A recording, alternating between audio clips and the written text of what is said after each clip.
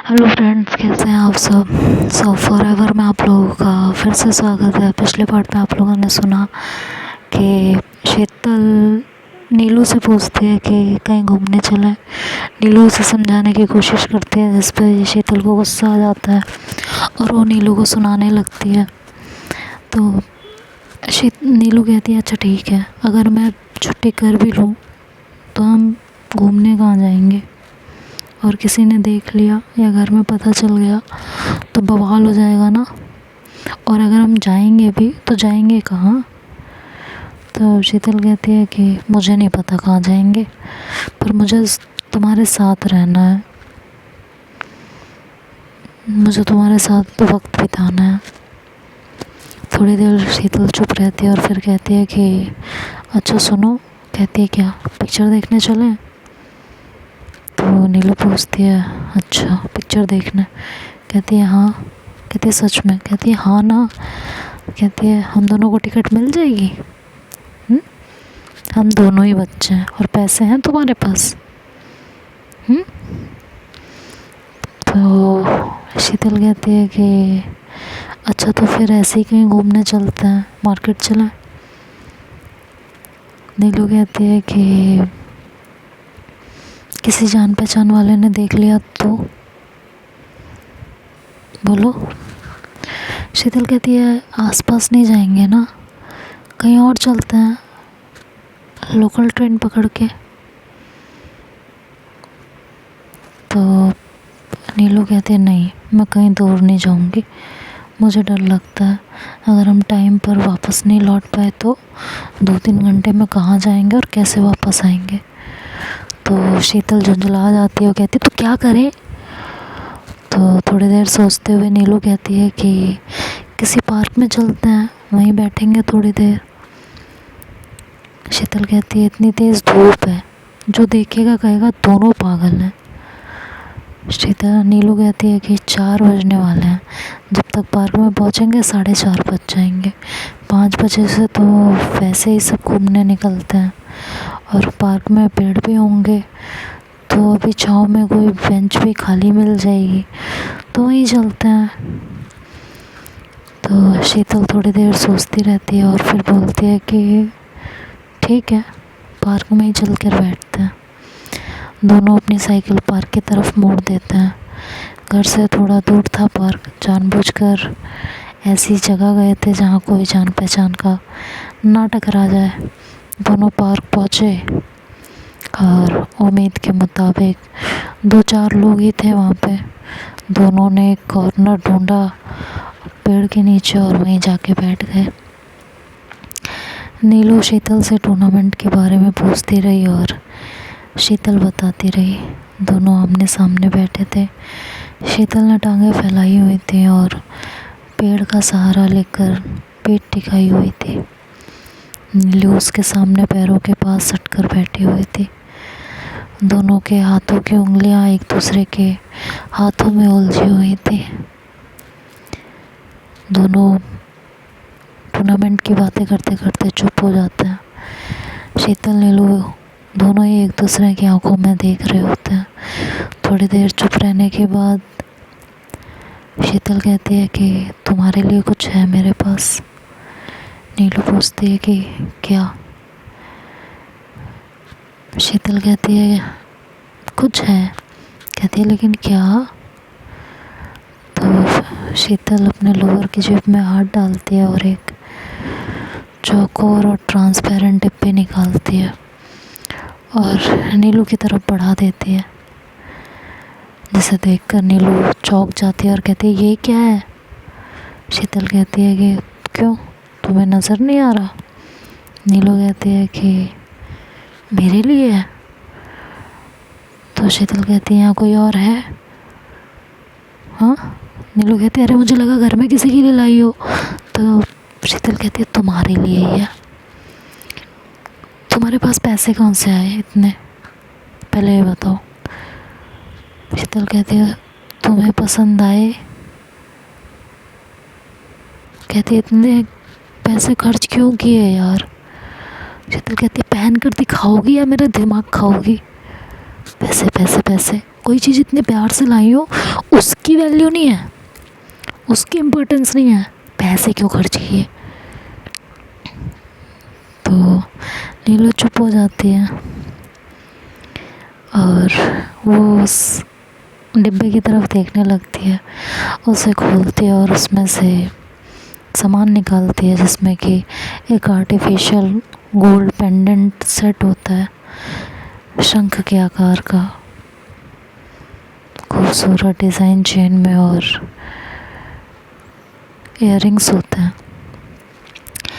नीलू ने इयररिंग्स कानों में डाले और शीतल ने पीछे से स्टॉपर लगाई और फिर गले में चैन पहनी। तो पीछे से उसने शीतल ने उसे लॉक किया और धीरे से उसके गर्दन पे चूम लिया। नीलू सकपका गई, हड़बड़ा गई और एकदम से हट गई और कहती है कि दोनों पार्क में बैठे हुए हैं, हम कुछ तो शर्म कर लिया करो। तो शीतल मुस्कुरा पड़ी। नीलू ने शीतल की तरफ देखा और पूछा, कैसी लग रही हो? तो शीतल ने कहा, खूबसूरत लग रही हो, जी कर रहा है दोनों कान और गर्दन चूम लो। नीलू कहती है, तुमने यहाँ उल्टी सीधी हरकत की तो मैं उठकर चली जाऊँगी, ठीक है, बता रही हूँ मैं तुम्हें, और फिर मुंह मत फुलाना। तो शीतल कहती है कि कुछ नहीं करूँगी यार, दिमाग मत ख़राब करो, बैठे रहो चुपचाप यहाँ। दोनों कुछ देर तक एक दूसरे से बातें करते, तो कभी चुप हो जाते, तो कभी एक दूसरे को प्यार से निहारते। टाइम भी धीरे धीरे बीत रहा था, शाम होने लगी थी और पार्क में लोग आने लगे थे। बच्चे यहाँ वहाँ दौड़ भाग मचाए हुए थे, शोर मचा हुआ था जो दो प्रेमियों के एकांत को भंग कर रहा था। मौसम भी बदल रहा था, गर्मियाँ ख़त्म होने वाली थी, तो दिन के वक्त में अंतर आने लगा था, अंधेरा जल्दी होने लगा था। पार्क में भीड़ बढ़ती देख दोनों वहाँ से बाहर निकल आए थे। धीरे धीरे साइकिल चलाते हुए घर की तरफ जा रहे थे। तो दोनों नीलू के घर के पास पहुँचे। काफ़ी अंधेरा हो गया था और ट्यूशन से छुट्टी का टाइम भी। नीलू का घर मुश्किल से 10 मिनट की दूरी पे था। नीलू बाय बोलकर जाने लगी तो शीतल ने उसकी साइकिल का हैंडल पकड़कर उसे रोक लिया। कहा कि रुको। नीलू पूछती है कि क्या हुआ? शीतल ने कहा कि जाते जाते एक किस तो दे दो। नीलू ने कहा, यहाँ पर कोई देख लेगा, हम दोनों सड़क पर हैं, अंधेरा हो गया है यार, कैसे देखेगा कोई। नीलू कहती है कि आती जाती गाड़ियों की लाइट और ये स्ट्रीट लाइट इसमें दिखाई देगा, कल स्कूल में देखोगे ना, अभी जाने दो। शीतल कहती है कि सुनो ना, वहाँ पेड़ के नीचे अंधेरा है, गाड़ियाँ रुक रुक कर आ जा रही हैं, दे दो ना प्लीज़। शीतल जिद करने लगी। नीलू ने मना किया, कहने लगी कि नहीं आने, हम घर के पास हैं, किसी ने भी देख लिया तो आफत हो जाएगी। नीलू कहती है कि एक बार ट्राई तो करते हैं, ऐसी कोई बात हुई तो मत करना। और ये कहते हुए वो उसकी साइकिल का हैंडल पकड़कर खींचती है और उसे पेड़ की तरफ लेकर जाती है। नीलू कहती है, यार नहीं प्लीज़ मेरी बात तो सुनो, तुम सुनती क्यों नहीं हो कभी, कोई बात क्यों नहीं माननी होती तुम्हें मेरी, हमेशा अपनी मनमर्जी करनी होती है। जब मैं कह रही हूँ कल स्कूल में देखेंगे, तुम्हें समझ ही नहीं आ रहा है, अंधेरा हो रहा है और मैं घर जाने में लेट भी हो रही हूँ, तुम्हें भी घर निकलना है, मौसी तुम्हारी राह देख रही होंगी कि पता नहीं कहाँ रह गई हो तुम, सुनती क्यों नहीं हो यार तुम किसी की बात। तो शीतल कहती है कि तुम्हें किस नहीं देनी ना तो मत दो, फालतू की बातें मत बताओ, तुम्हें ना हमेशा नखरे करने होते हैं, वहाँ पार्क में भी, स्कूल में भी, अपने कमरे में भी, हर जगह। और वहाँ वहाँ लोग थे, पर यहाँ तो कोई नहीं है ना। अंधेरे में कोई कैसे देखेगा। जाओ घर जाओ, तुम्हारा किस देने का मन ही नहीं है। और अब जो है ना, नाटक कर रही हो बस। तुम्हारा दिल ही नहीं करता, बस मैं ही पागल हूँ जो तुम्हारे लिए तड़पती रहती हूँ। तुम्हें तो कुछ फील ही नहीं होता। मैं ही हमेशा जिद करती रहती हूँ और हमेशा तुम्हें नखरे दिखाने होते हैं। हर वक्त मैं ही तुम्हारे पीछे पड़ी रहती हूँ और फिर कहती हो कि पनिशमेंट तो तुम्हें भी मिलती है। कोई पनिशमेंट नहीं मिलती तुम्हें, तुम सिर्फ़ और सिर्फ मेरा पागल बनाती हो, सिर्फ मुझे तड़पाती हो। कभी मेरी बेचैनी नहीं समझती हो तुम। हमेशा हर चीज़ के लिए मना कर देती हो तुम। कभी ये सोचती हो मुझे कैसा लगता होगा। तो नीलू कहती हाँ, मुझे तो कोई फ़र्क पड़ता ही नहीं है ना। एक हफ्ता कैसे बीता है मैं जानती हूँ। अब मुँह फुला लो तुम। देखो यार, प्लीज़ लड़ाई मत करो, मुझे घर जाने दो प्लीज़। तो शीतल एकदम से झंझला जाती है और कहती है तो जाओ ना, मैंने कहाँ रोका है तुम्हें। नीलू कहती है कैसे जाऊँ, मुंह फुला लिया है तुमने, कैसे जाऊँ। तो शीतल कहती है मेरे मुंह फुलाने की इतनी चिंता है तो जो मांग रही हो दे दो, मेरा मूड ठीक हो जाएगा। नीलू कहती है अच्छा, तो बस इसी चीज़ से तुम्हारा मूड ठीक हो जाएगा, नहीं तो तुम इस चीज़ के लिए तुम मुझसे लड़ोगी। कहती है देखो अब तुम ना बात को दूसरी तरीके से लेके जा रही हो। कहती है क्या दूसरी तरीके से लेके जा रहे हो, जब जब मैं मना करती हूँ तुम हमेशा मुझसे लड़ने लगती हो।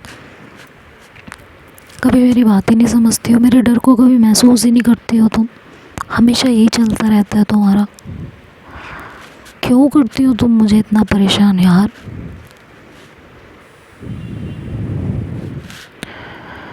तो शीतल कोई जवाब नहीं देती, 2 मिनट तक नीलू को देखती रहती है और फिर अपनी साइकिल मोड़ने लगती है और कहती है कि घर जाओ, और बाय कहकर साइकिल पर बैठ जाती है। ठीक है चलो तुम भी निकलो, फिर मैं निकलो। वो नीलू की तरफ भी ना देखे कहती है। नीलू उसकी साइकिल के सामने आकर खड़ी हो जाती है और कहते देखो नाराज़ मत हो, कल स्कूल में 1 के बजाय 2 ले लेना, 3 ले लेना, पर यहाँ नहीं। शीतल कहती है तुम कल स्कूल में भी यही कहोगे, हम दोनों स्कूल में हैं, कोई देख लेगा, बाद में ले लेना, संडे को ले लेना, ऐसा कर लेना, कोई बच्चा देख लेगा, कोई टीचर देख लेगा, कोई आ पड़ेगी, ये वो तुम यही करती रहोगी, मुझे मालूम है। नीलू शीतल को देखती रही थोड़ी देर तक। शीतल बिल्कुल चुप थी और सचमुच नाराज़ थी। कुछ देर नीलू सोचती रही और फिर बोली ठीक है कर लो किस। नीलू की बात सुनकर शीतल के होठों पर मुस्कान आ गई। वो साइकिल से नीचे उतरी और नीलू के पास आई और उसे ध्यान से देखती रही। अपने होठों को नीलू के होठों के करीब लाई और नीलू ने अपनी आंखें बंद कर ली। उसे बहुत बुरा लग रहा था अंदर ही अंदर कि शीतल कभी मेरी कोई बात ही नहीं मानती। अगर मैं किसी चीज़ के लिए मना करती हूँ तो ये हमेशा मुझसे लड़ लेती है। वो सिर्फ उसकी एक जिद पूरी कर रही थी और अंदर ही अंदर उसे गुस्सा आ रहा था। शीतल धीरे धीरे अपने होठों को नीलू के होठों के करीब लाती है और फिर एकदम से पीछे हो जाती है। नीलू थोड़ी देर तक आंखें बंद करके रखती है और जब कोई हरकत होते हुए नहीं पाती तो अपनी आंखों को खोलती है और देखती है कि शीतल दूर खड़ी मुस्कुरा रही होती है। नीलू पूछती कि क्या हुआ आप। कहती है कि अभी तो मैं तुम्हें कुछ नहीं कहूँगी, पर संडे को ना तुम्हें छोड़ूंगी नहीं और कोई बहाना नहीं सुनूंगी, समझ में आया। और जैसे मेरा मन करेगा, जहाँ मेरा मन करेगा, जितनी देर मेरा मन करेगा उतनी देर करूँगी। और तुमने उस दिन कोई नाटक किया ना तो देखना तुम, समझी। अब जाओ, मौसी देख रहे होंगे तुम्हें कि तुम कहाँ रह गई। और तुम्हें मेरी वजह से डांट पड़े मुझे अच्छा नहीं लगता। और शीतल शीतल की ये बात सुनकर नीलू मुस्कुरा पड़ी और अपने साइकिल की तरफ जाते हुए एक बार पलटी और शीतल के पास आई और उसके गालों पर एक किस की और अपनी साइकिल पर बैठकर बाय बोलकर वहाँ से भाग गई। शीतल वहाँ खड़ी खड़ी मुस्कुरा उठी, कहती ये लड़की भी ना पहले मुझे दुखी करती है और उसके बाद क्या करूँ मैं इसका। यार ये लड़की ना मुझे बहुत पसंद है, बहुत।